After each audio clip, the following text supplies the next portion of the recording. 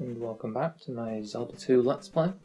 Now we're back at Death Mountain after my death, and what you'll notice is, right off the bat, my sword and knife have gone up by 1 level each, which is good because it means I can kill enemies easier and I can take a bit more damage from them. So this attempt is the one I recorded where I succeeded in getting through Death Mountain. This area gave me a lot of trouble behind the scenes, so I did a couple of attempts and I just was not getting anywhere, so I reevaluated all my strategies and I finally got to this run where I managed to get through this area without losing all of my lives. Despite the rough start of having 1 life left by the time that I've started this area.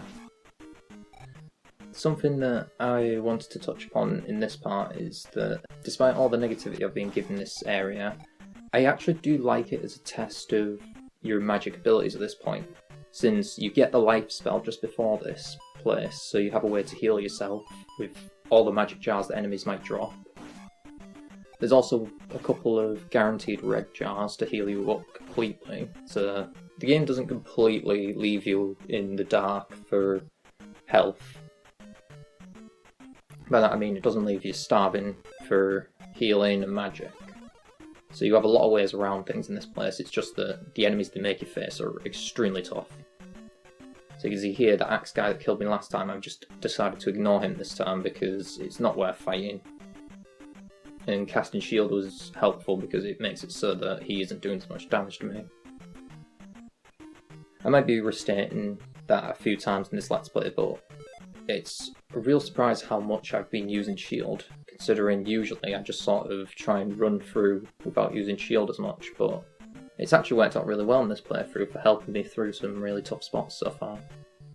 Now, unfortunately due to my magic, I only have enough for 1 more shield spell at this point before I get into the area we need, but thankfully this is that area. So I'm doing the little jumping bit, which is easier if you can cast jump. Now, this red guy, you can use the jump spell if you have enough magic for it to jump over him, but yeah, I didn't. You can see here I was very happy that I killed him at last, because they were giving me so much trouble off screen. But that's it, and with that red guy dead, we finally get the hammer, which is an extremely useful item, as it allows us to break any rocks that are in the overworld. It doesn't sound that good, but the things that you get from breaking the rocks are extremely good. And I'll be showing in this part all the really good items that we can get. Unfortunately, since I don't have enough for jump, I have to be very careful getting around these little gaps, because if you fall into the lava at the bottom, it's just a straight up death for you, because they're treated as pits in this game. It's the same with water as well, there's no swimming in this game, so if you see water it's just treated as a pit. And you can tell I was really sick of these red guys because I just decided to just jump over him and take the elevator up because I had enough of fighting them in all of my attempts of going through this place. But that's the worst of it all done now, because all we have to do now is break the rock that's just outside of this cave and we get a new upgrade to our magic, which is very useful and will definitely be helping me out in the next point of the game.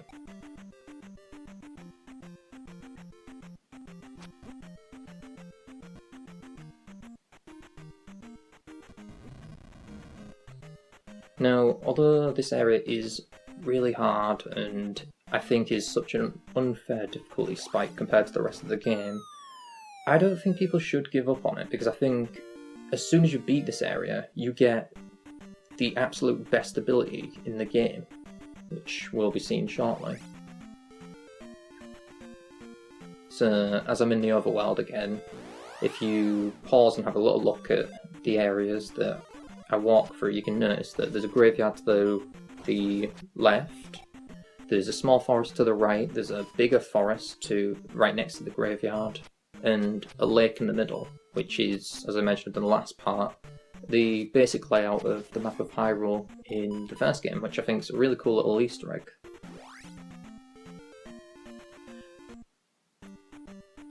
Now, just to go into things as I make my way back to where we need to go, I was playing this game pretty late at night, so some of this stuff that happens in the next few parts is down to being a bit tired by the time I was recording this, but also because, well, let's just say my recording equipment decided to give me a lot of trouble. And I'll say just ahead of the time now, the second palace is without a doubt the worst recording I've had so far. Now, it went alright in the sense of I got through the palace in the end, but, well, you'll find out when we get there. Let's just say a lot of mistakes were made. Now, the reason why I'm just randomly hitting things like that rock and that blocks a cave, but then I walked out and the grass there is to just show that the hammer works on both any rocks and grass as well, and there's a point later in the game where the grass will be important. But it's just a weird little feature of the hammer that it can break open grass spots on the overworld. Now, the important thing is you want to go where I'm going now, which is that rocky cave that's at the start of the swamp bit that we explored a few parts ago. Now, normally I'd be bummed out that I got game over and I had to track all the way back, but now that we've got the hammer, we don't ever have to go back to Death Mountain again, because we got everything that was there. Something I didn't go into as well while we're in the swamp area that's weird is that the music, when you're walking in the thick swampy grass, actually slows down the music a bit, or rather it plays sort of a minor key of it, which is interesting. You can sort of hear it in the playback if you listen carefully, but it turns back to normal when you jump out of it, which I think is odd. So anyway, we've got some of these guys that obviously take away experience points, so you can tell I'm trying to be very careful getting through this place, because I know this cave is also a pain, because, sad to say, those red axe guys are back again here.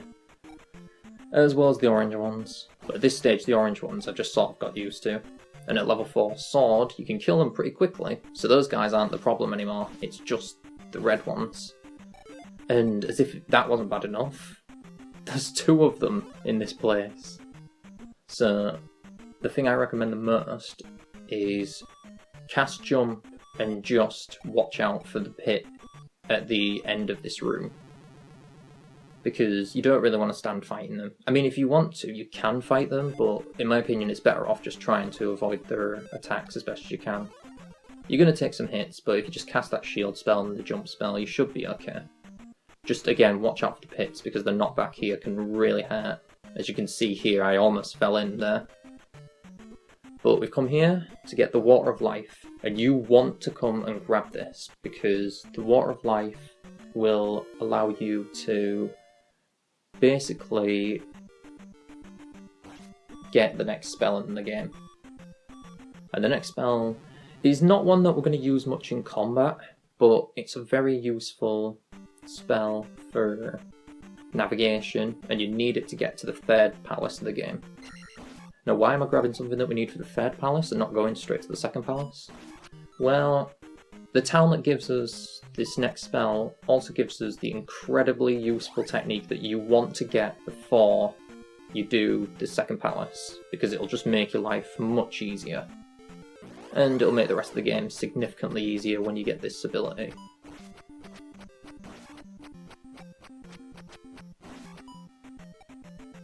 So, in regards to sort of the positive things that I've talked about this game, a lot of it has been focused on the basic combat and how much I really enjoy it, and we're going to see soon the additional things that I love about the combat.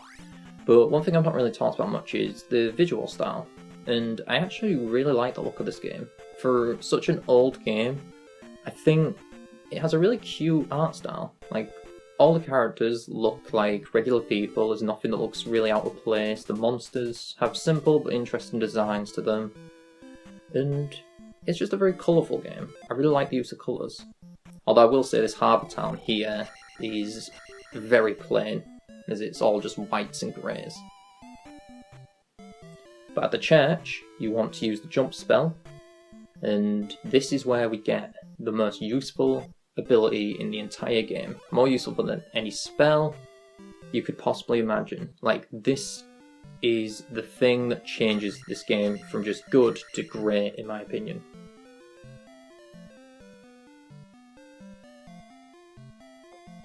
So with that, we get the downward stab. Now, anyone who's played Smash Bros. Will recognise this move as Link's down aerial attack. And you'll be seeing me using this a lot. First of all, before I go into the actual use of the skill, I have to say I love the sprite work.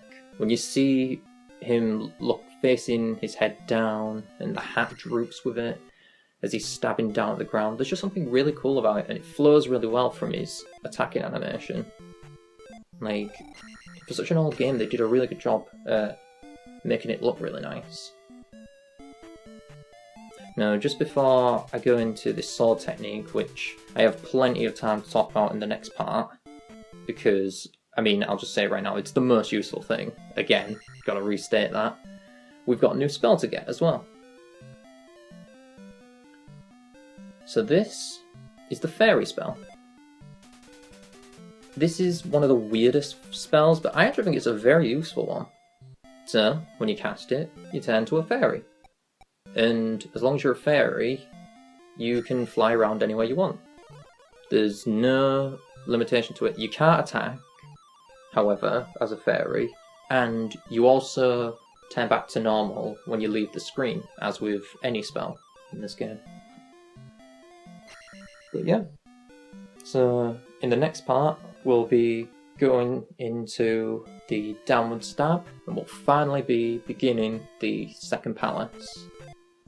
And just before I end, one thing I will repeat is you need to get this fairy spell. So even if you don't get it now, definitely make sure you grab that Water of Life and get the fairy spell before you do the second palace so you can get into the third palace. But yeah, that's it. So next time we'll be exploring the second palace at long last, and we'll be getting into the new sword technique we've got. So thanks for watching.